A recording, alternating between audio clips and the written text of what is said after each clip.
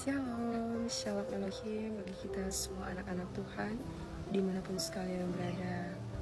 Ya, pada kali ini saya ingin membacakan firman Tuhan dan ingin menaikkan satu lagu pujian. Tetapi sebelum saya bersaksi, saya ingin menyapa terlebih dahulu kepada ketiga pribadi ilahi yang esa. Shalom Elohim, salam hormat dan salam kasih kepada Roh Bapa Surgawi, Bapa Yahweh, yakni Bapa Eman Lahagu, Roh Alfa dan Omega, Tuhan Yesus Kristus, yakni Bapa Aditya Nugrahanto, Roh Kudus dan Roh Kebenaran, mempelainya yang terexcellent, yakni Ibu Fei Hamdani. Dan ya, firman Tuhan terdapat di kitab 1 Yohanes 4 ayat 16 sampai dengan 21. Dan ya, demikianlah firman Tuhan. Kita telah mengenal dan telah percaya akan kasih Allah kepada kita.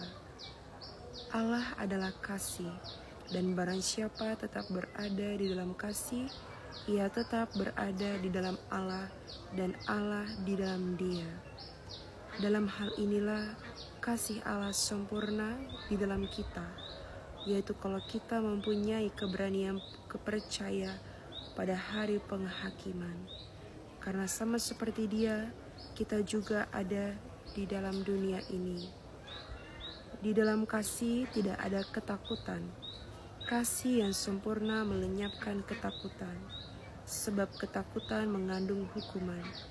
Dan barang siapa takut, ia tidak sempurna di dalam kasih. Kita mengasihi karena Allah lebih dahulu mengasihi kita. Jikalau seorang berkata, "Aku mengasihi Allah," dan ia membenci saudaranya, maka ia adalah pendusta. Karena barang siapa tidak mengasihi saudara yang dilihatnya, tidak mungkin mengasihi Allah yang tidak dilihatnya. Dan perintah ini kita terima dari Dia. Barang siapa mengasihi Allah, ia harus juga mengasihi saudaranya. Amin. Demikianlah firman Tuhan.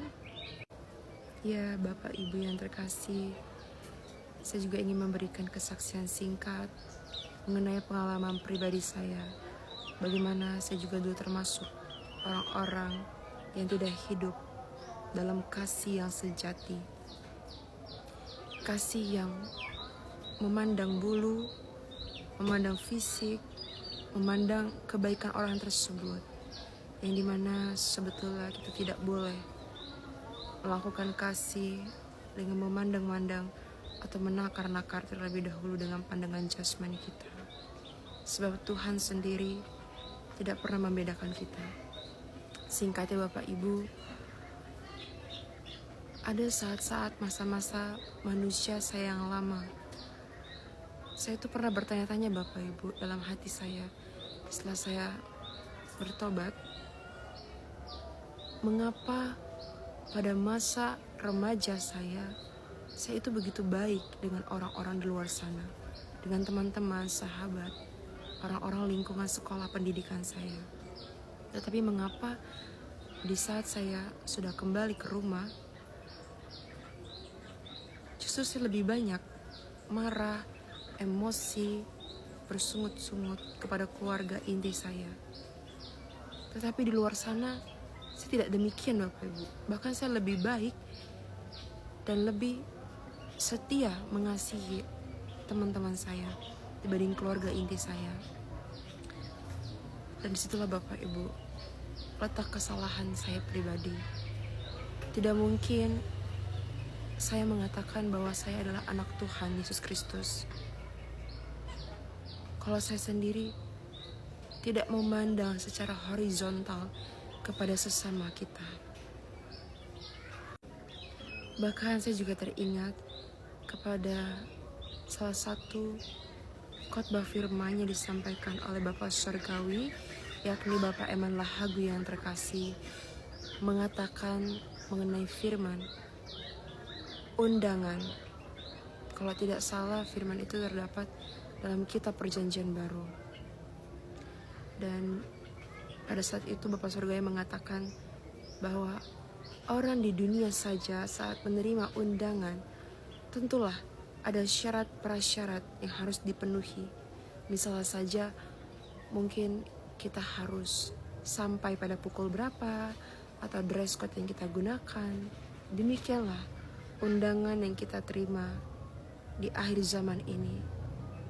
Panggilan belas kasihan Tuhan Yesus Kristus kepada kita.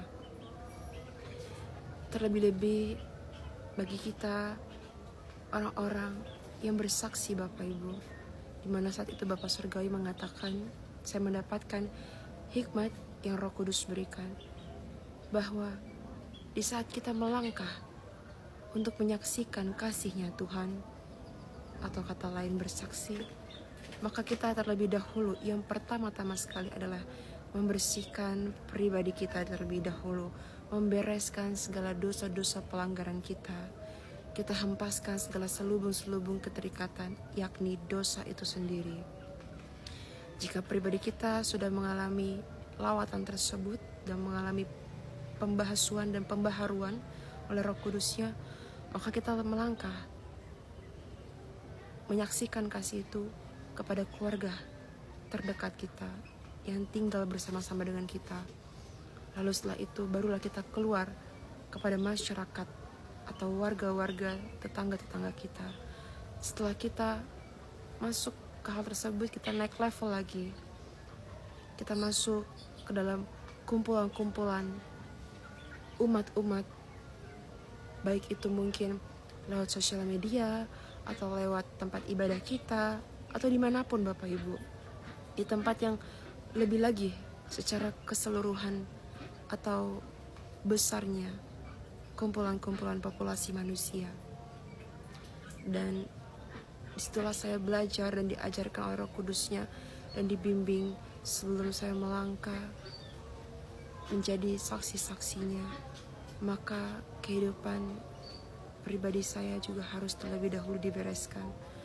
Maka barulah setelah saya menjadi atau belajar menjadi pelaku firman, maka saya boleh menjadi berkat bagi sesama.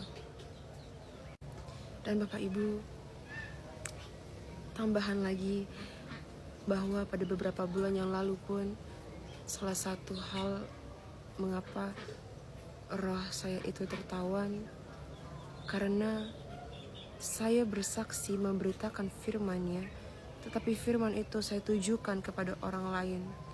Saya tidak terlebih dahulu mempertobatkan diri saya, tapi saya sibuk seperti ahli Farisi, ahli Taurat pada 2000 tahun yang lalu. Mereka mengaku percaya kepada Tuhan Yesus Kristus. Demikianlah saya.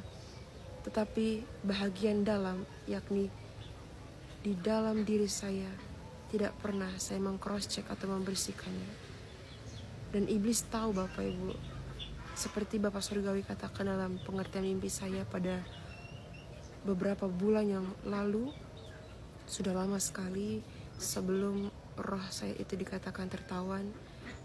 Saya ingat sekali betul-betul pengertian itu, bahwa iblis pun tahu mana orang-orang yang berpura-pura bertobat dan yang setia kepada Tuhan Yesus Kristus.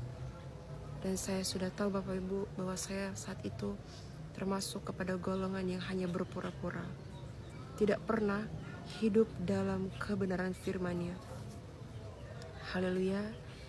Demikian saja Bapak Ibu kesaksian saya yang kiranya boleh menjadi berkat, terlebih-lebih bagi hormat kemuliaan Tuhan Yesus Kristus yang sudah ada di tengah-tengah dunia ini dalam inkarnasi seorang pemuda yang bernama Bapak Aditya Nugrahanto.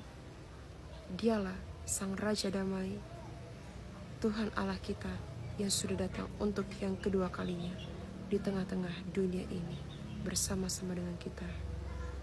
Amin.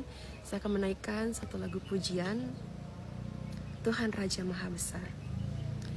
Tuhan Raja Maha Besar, mari datang menyembah Dia. Dia pencipta dunia ini, Dia membentuk gunung-gunung, kehadirat-Nya datanglah, mari bersyukur padanya. Dengan bersuka bernyanyilah, Dia patut keselamatan, puji puji Dia, Tuhan Raja Maha Besar. Dengan bersuka bernyanyilah, Dia patut keselamatan, puji Dia, Tuhan Raja Maha Besar. Tuhan Raja Maha Besar. Amin, haleluya. Terima kasih. Shalom Elohim.